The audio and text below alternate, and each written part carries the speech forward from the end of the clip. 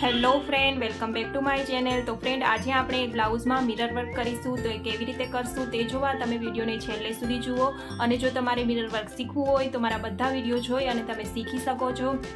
આ વિડીયો પણ ખાસ બિગનર્સ માટે છે, તો તમે આ વિડીયોને પણ જુઓ કે આ મિરર વર્ક કેવી રીતે કરાય છે। પહેલેથી છેલ્લે સુધી બધું હું ડિટેલ્સમાં બતાવીશ આ વિડીયોમાં, તો તમે જુઓ। અને જો વિડીયો પસંદ આવે અને હેલ્પફુલ લાગે તો વિડીયોને લાઇક કરી દો। અને જો તમે મારી ચેનલ પર ન્યૂ છો, પહેલી વાર આવ્યા છો, તો ચેનલને સબસ્ક્રાઈબ કરી બેલ આઇકનને પ્રેસ કરો અને વિડીયોને તમારા ફ્રેન્ડ અને ફેમિલીમાં શેર કરો। 1 મીટર બ્લાઉઝનું કાપડ લેવાનું છે, કોટન થ્રેડ લેવાનું છે અને મિરર અને ફેબ્રિક ગ્લુ લેવાનું છે। તો બધા મિરરને પહેલાં તો તમારે જે ડિઝાઇનમાં ગોઠવવા હોય તે ડિઝાઇનમાં ગોઠવી અને ફેબ્રિક ગ્લુની મદદથી તેને સ્ટિક કરી દેવાના છે।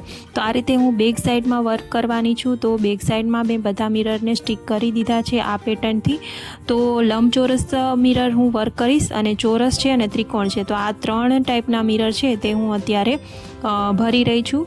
તો જો તમને ન આવડતું હોય તો તમે જોઈ વિડીયોમાં અને શીખી શકો છો। તો સૌથી પહેલાં તો હું લંબચોરસ મિરર પર વર્ક કરીશ અને ત્યારબાદ ચોરસ અને ત્યારબાદ ત્રિકોણ મિરર પર હું વર્ક કરીશ।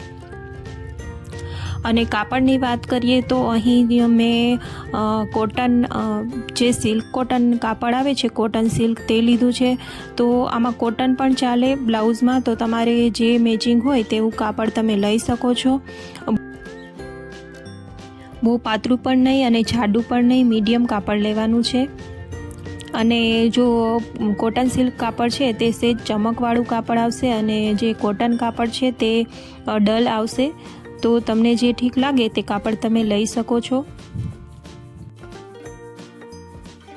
હવે આ મિરર વર્કમાં પણ ઘણી અલગ અલગ ડિઝાઇન આવતી હોય છે, ઘણી અલગ અલગ ડિઝાઇનમાં મિરર વર્ક કરી શકાય છે। તો એ પણ હું આગળના વિડીયોમાં શીખવીશ। જો ચોરસ મિરર છે તેમાં પણ 3-4 અલગ અલગ ડિઝાઇન આવે છે, તે હું પણ આગળના વિડીયોમાં તમને લોકોને શીખવીશ। અત્યારે સાંકળી જે છે તે આપણે કરીશું, મિરરમાં જે ફરતે સાંકળી છે તે ડિઝાઇન આપણે અત્યારે કરીશું। બ્લાઉઝ અથવા તો કુર્તીમાં વર્ક કરવું હોય તો તમે સ્ટીચ થયા પહેલાં જ વર્ક કરી શકો છો। સ્ટીચ થયા બાદ વર્ક સરસ નહીં થાય, માટે સ્ટીચ થયા પહેલાં જ વર્ક કરવાનું છે। તો ગળા પેટર્ન અને સ્લીવ ડ્રો તમે તમારી જાતે પણ કરી શકો છો। પહેલાં તો પેપર કટિંગ કરી અને તેને કુર્તી પર અથવા તો બ્લાઉઝ પર રાખી તેને ડ્રો કરી લેવાની છે, અથવા તો કોઈ પણ ટેલર પાસે પણ તમે તેને ડ્રો કરાવી શકો છો।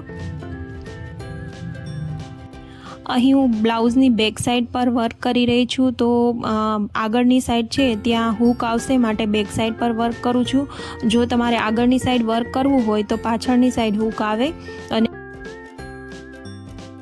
ફરીવાર એક નાનકડી રિક્વેસ્ટ છે, જો હજુ સુધી તમે વિડીયોને લાઇક ન કર્યો હોય તો વિડીયોને લાઇક કરી દો અને ચેનલને સબસ્ક્રાઈબ કરી બેલ આઇકનને પ્રેસ કરો અને વિડીયોને તમારા ફ્રેન્ડ અને ફેમિલીમાં શેર જરૂરથી કરજો।